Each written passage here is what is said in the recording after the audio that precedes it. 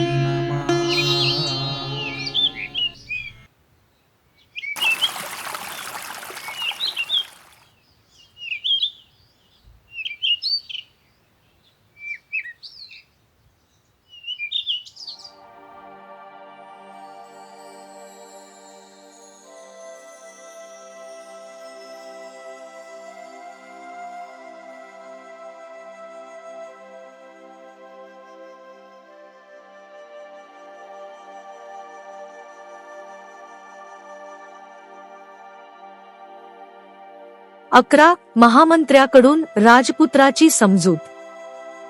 त्या तरुण स्त्रिया यशस्वी झाल्या व राजपुत्र काही त्यांच्याकडे आकर्षित झाला नाही हे उद्दीनाच्या लक्षात आले. 2 राजनीतीत कुशल असलेल्या उद्दीनाने स्वतःच शेवटी राजपुत्राशी बोलण्याचे ठरविले. 3 राजपुत्रास एकांतात भेटून उद्दीन त्याला म्हणाला, तुझा एक अनुरूप मित्र म्हणून ज्या अर्थी माझी नेमणूक केली आहे त्या अर्थी अंतःकरणपूर्वक मित्रभावनेने तुझ्याशी बोलण्याची माझी इच्छा आहे, असे म्हणून उद्दीनाने सुरुवात केली. 4 जे अहितकारक आहे त्याच्यापासून परावृत्त करणे, जे हितकारक आहे ते करण्यास प्रवृत्त करणे व संकटकाळी सोडून जाणे ही मित्राची 3 लक्षणे आहेत. 5 मित्रत्वाचे अभिवचन दिल्यानंतरही पुरुषार्थापासून तुला दूर जात असताना पाहून मी त्याकडे दुर्लक्ष करणे म्हणजे मी मित्रत्वाला पारखा झालो असे होईल. 6 कपटाने सुद्धा स्त्रीला वश करणे हे योग्यच आहे. त्यामुळे मनुष्याची लज्जाही जाते व त्याचे रंजनही होते. 7 आदरपूर्वक वागणूक व तिच्या इच्छेची परिपूर्ती यांनीच स्त्रीचे हृदय बांधले जाते. सद्गुणच खऱ्या अर्थाने प्रेमाचे कारण असतात, कारण स्त्रीला आदरभाव आवडतो.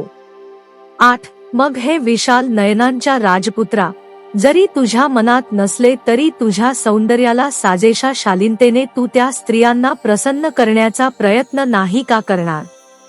9 विनय हा स्त्रियांना सुगंधी उठण्याप्रमाणे सुखकर वाटतो. विनय हा एक बहुमोल अलंकार आहे. विनया वाचून सौंदर्य हे पुष्पविहीन उद्यानासारखे आहे. 10 पण केवळ विनयाचा काय उपयोग, त्याच्या बरोबर हृदयातील भावनेचीही जोड असली पाहिजे. मोठ्या कष्टाने प्राप्त होणारे कामभोग तुझ्या मुठीत आहेत, मग खात्रीने तू त्यांचा तिरस्कार का करावा. 11 काम हाच सर्वप्रथम पुरुषार्थ मानून प्राचीन काळी इंद्राने गौतम ऋषीची पत्नी अहिल्या हिचे प्रियाराधन केले. 12 तशाच प्रकारे अगस्ती ऋषी सुद्धा सोमाची पत्नी रोहिणी हिच्याशी रम्माण झाला आणि श्रुती सांगतात लोपामुद्रेचीही तीच गाथ झाली. 13 महान तपस्वी बृहस्पतीने औत्थ्याची पत्नी व मरुताची कन्या ममता हिला भोगून भारद्वाजला जन्म दिला. 14 श्रेष्ठ दाता अशा चांद्राने बृहस्पतीच्या पत्नीला ती अर्घ्य प्रदान करीत असताना ग्रहण करून तिच्या ठाई दिव्य बुधाला जन्म दिला. 15 अशाच प्रकारे प्राचीन काळी विषयासक्त झालेल्या पराशर ऋषीने सुद्धा यमुनानदीच्या काठी वरुणाच्या मुलाची मुलगी कुमारी काली हिच्याशी सहवास केला. 16 कामातुर वशिष्ठ ऋषीने अक्षमाला नावाच्या एका खालच्या जातीतील हीन स्त्रीशी होऊन कपिंगलाद नावाच्या पुत्रास जन्म दिला. 17 आणि वार्धक्याने गलितगात्र झालेल्या असताही राजर्षी ययाती चैत्ररथवनात विश्वाकी अप्सरेबरोबर रम्माण झाला. 18 आणि पत्नीशी संभोग केल्याने आपला मृत्यू ओढवेल हे जाणत असून सुद्धा कौरवनरेश पंडू माद्रीच्या सौंदर्य गुणावर मुग्ध होऊन विषयसुखाच्या अधीन झाला. 19 यासारख्या अनेक महान पुरुषांनी सुखासाठी निंदनीय कामोपभोगाचा अवलंब केला तर मग जे भोग प्रशंसनीय आहेत अशाचा अवलंब करणे किती सुखद होईल. 20 आणि असे असताना तुझ्यासारख्या शक्ती व सौंदर्य संपन्न युवकाने ज्या सुखाच्या अधीन सर्व जग आहे आणि ज्या सुखावर स्वभावात तुझा हक्क आहे त्या सुखाची उपेक्षा करावी हे आश्चर्य आहे. 12 राजपुत्राचे महामंत्र्यास उत्तर. एक पवित्र परंपरेने समर्थिलेली व योग्य वाटणारी महामंत्र्यांची ही वाचने ऐकून मेघगर्जनेसारख्या आपल्या आवाजात राजपुत्राने उत्तर दिले. 2 माझ्याबद्दलचा स्नेहभाव व्यक्त करणारी तुझी ही भाषा तुला योग्यच आहे, परंतु माझ्या संबंधी तुझी चूक कुठे होत आहे हे मी तुला पटवून देईन. 3 मी ऐहिक विषयांची अवहेलना करीत नाही, सर्व मानमात्र त्यात गुरफटलेला आहे हे मला माहीत आहे, पण हे जग अनित्य आहे याची जाणीव असल्यामुळे माझे मन त्यात रमत नाही. 4 यद्यपि हे स्त्रीसौंदर्य कायम राहिले तरी सुद्धा विषयोभोगातच आनंद मानून राहणे सुज्ञ माणसाला शोभणारे नाही. 5 आणि जरी तू म्हणत असलास की थोर थोर महात्मे सुद्धा विश्वासनेला बळी पडले तरी त्यांच्या त्या उदाहरणांना भुलू नकोस, कारण त्यामुळे शेवटी त्यांचा नशा झालेला आहे. 6 जेथे सर्वनाश आहे किंवा जेथे ऐहिक विषयाचा मोह आहे अथवा जिथे आत्मसंयमाचा अभाव आहे अशा ठिकाणी खरीखुरी महात्मता असूच शकत नाही. 7 आणि स्त्रियांशी वरकरणी प्रेम करून वागावे असे जेव्हा तू म्हणतोस तेव्हा ते वरकरणी प्रेम जरी आदरपूर्वक असले तरी मला त्याची गोडी वाटत नाही. 8 जेथे खरेपणा नसेल तेथे स्त्रीची इच्छापूर्ती करण्यातही मला मुळीच आवडणार नाही. जर संयोग मनापासून व नैसर्गिक नसेल तर त्या संयोगाचा धिक्कार असो असेच मी म्हणेन. 9 मन विषयाधीन झाले असेल, मिथ्यत्वावर विश्वास ठेवणारे असेल, विषयवस्तूंचे दोष पाहणारे असेल तर मग अशी वंचना करून घेण्यात काय अर्थ आहे. 10 आणि विषयावासनेचे बळी जर एकमेकांची फसवणूक करू लागले तर ते पुरुष आणि त्या स्त्रिया एकमेकांकडे पाहण्यासही अपात्र आहेत असेच नाही का. 11 त्या गोष्टी अशा असल्यामुळे मला खात्री आहे की अशा नीच विषयभोगाच्या कुकर्माकडे तू मला नेणार नाहीस. 12 राजपुत्राच्या या दृढ संकल्पाने उद्दीन निरुत्तर झाला आणि त्याने ही सर्व हकीकत त्याच्या पित्याला राजा शुद्धोधनास निवेदन केली. 13 आपल्या पुत्राचे मन सर्व प्रकारच्या विषयभोगांपासून परावृत्त असल्याचे जेव्हा शुद्धोधनाला समजले तेव्हा त्याला त्यासंबंधी रात्री झोप लागली नाही. हृदयात बाण रुतलेल्या हत्तीसारखा तो विव्हल झाला. 14 राजपुत्र सिद्धार्थाला भोगमय जीवनाच्या सुखाकडे आकर्षित करण्याचा मार्ग शोधण्यासाठी व आपल्या जीवनाला ज्या प्रकारची कलाटणी तो देण्याचा संभव होता त्यापासून त्याला परावृत्त करण्यासाठी राजा शुद्धोधनाने आपल्या मंत्र्यासह विचार करण्यात पुष्कळ वेळ खर्च केला, पण आतापर्यंत योजलेल्या उपायांखेरीज दुसरा कोणताही उपाय त्यांना सुचना नाही. 15 आणि ज्यांच्या पुष्पमाला आणि अलंकार व्यर्थ ठरले, ज्यांचे हावभाव व लाडीगोडी निष्फळ ठरली, अशा आपले प्रतिभाव हृदयात लपवून ठेवलेल्या त्या युवतीचे ते अंत पूर विसर्जित करण्यात आले.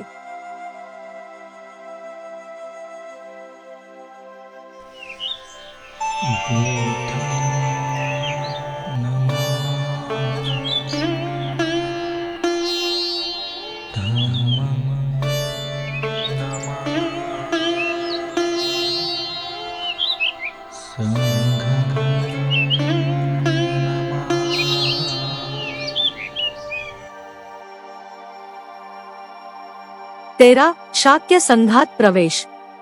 एक शाक्यांचा एक संघ होता.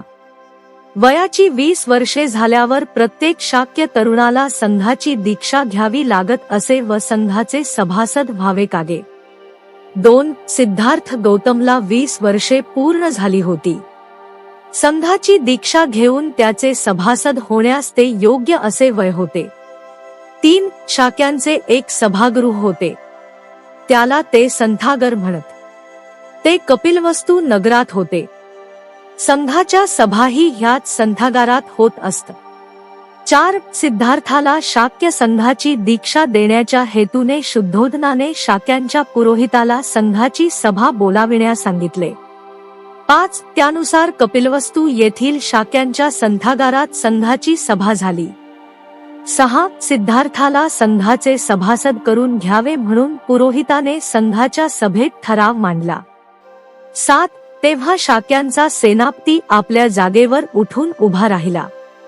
संघाला उद्देशून त्याने पुढील प्रमाणे भाषण केले. शाक्य वंशातील शुद्धोदनाच्या कुळात जन्मलेला सिद्धार्थ गौतम संघाचा सभासद होऊ इच्छितो. त्याचे वय 20 वर्षाचे असून तो सर्व दृष्टींनी ह्या संघाचा सदस्य होण्यास पात्र आहे. म्हणून त्याला ह्या संघाचे सदस्य करून घ्यावे असे मी सुचवितो. माझी अशी प्रार्थना आहे की या प्रस्तावाच्या विरुद्ध असणाऱ्यांनी आपले मत व्यक्त करावे. 8. या सूचनेविरुद्ध कोणीही बोलले नाही. सेनापती पुन्हा म्हणाला, मी दुसऱ्यांदा सांगतो की हे कोणी या ठरावाच्या विरुद्ध असतील त्यांनी बोलावे. 9. ठरावाविरुद्ध बोलण्यास कोणीही उभे राहिले नाही. सेनापतीने पुन्हा म्हटले, मी तिसऱ्यांदा सांगतो की जे कोणी ह्या ठरावाविरुद्ध असतील त्यांनी बोलावे. 10. तिसऱ्या वेळी सुद्धा कोणीही ठरावाविरुद्ध बोलले नाही. 11. शाक्यांचा असा नियम होता की एखाद्या ठरवाशिवाय त्यांच्या संघात कोणतीही चर्चा होऊ शकत नव्हती व कोणतीही ठराव 3 वेळा संमत झाल्याखेरीज तो संमत झाला असे जाहीर करता येत नव्हते. 12. सेनापतीने मांडलेला ठराव 3 वेळा बिनविरोध संमत झाल्यामुळे सिद्धार्थाचा शाक्य संघात अंतर्भाव करून तो संघाचा सदस्य झाल्याचे जाहीर करण्यात आले. 13. तदनंतर शाक्यांचा पुरोहित उभा राहिला व त्याने सिद्धार्थाला आपल्या जागी उभे राहाव्यास सांगितले. 14. सिद्धार्थाला उद्देशून तो म्हणाला, तुला सभासद करून घेऊन संघाने तुझा बहुमान केला हे तू मानतोस ना? होय महाराज, सिद्धार्थ उत्तरला. 15. संघाच्या सभासदत्वाची बंधने तुला ठाऊक आहेत काय? नाही महाराज, पण ती जाणून घेतल्याने मी सुखी होईन, सिद्धार्थ म्हणाला. 16. पुरोहिताने म्हटले, प्रथम तुला मी संघाच्या सभासदाची कर्तव्ये काय आहेत ती सांगतो. असे म्हणून तो पुरोहित त्याला संघाच्या सभासदाचे एक कर्तव्य सांगू लागला. 1. तू संघाच्या हितसंबंधाचे संरक्षण तन, मन व धनपूर्वक केले पाहिजे. 2. संघाच्या सभांमधून तू कधीही गैरहजर राहता कामा नये. 3. कोणत्याही शाक्याच्या वर्तनात तुला दिसून येणारे दोष तू कोणत्याही प्रकारची भीती किंवा भीड बाळगता उघडपणे बोलून दाखविले पाहिजेत. 4. तुझ्यावर कोणी दोषारोप ठेवला तर तू रागावून जाता कामा नये. परंतु तू जर अपराधी असशील तर तू तसे कबूल केले पाहिजे, अथवा निरपराधी असशील तर तू तसे सांगितले पाहिजे. 17. पुरोहित पुढे म्हणाला, यानंतर मी तुला संघाच्या सभासदत्वाला तू अपात्र कसा ठरू शकशील ते सांगतो. 1. तू बलात्कार केल्यास सभासद राहू शकणार नाहीस. 2. तू कोणाचा खून केल्यास संघाचा सभासद राहू शकणार नाहीस. 3. तू चोरी केलीस तर संघाचा सभासद राहू शकणार नाहीस. 4. तू खोटी साक्ष दिल्याचा तुझ्यावर आरोप सिद्ध झाला तर तू संघाचा सभासद राहू शकणार नाहीस. 18. सिद्धार्थाने म्हटले, महाराज, शाक्य संघाच्या शिस्तपालनाचे नियम मला सांगितल्याबद्दल मी आपला कृतज्ञ आहे. मी त्या नियमांचे त्यांच्या शब्द व आशासहित पालन करण्याचा अधिकाधिक प्रयत्न करीन अशी मी आपणास खात्री देतो.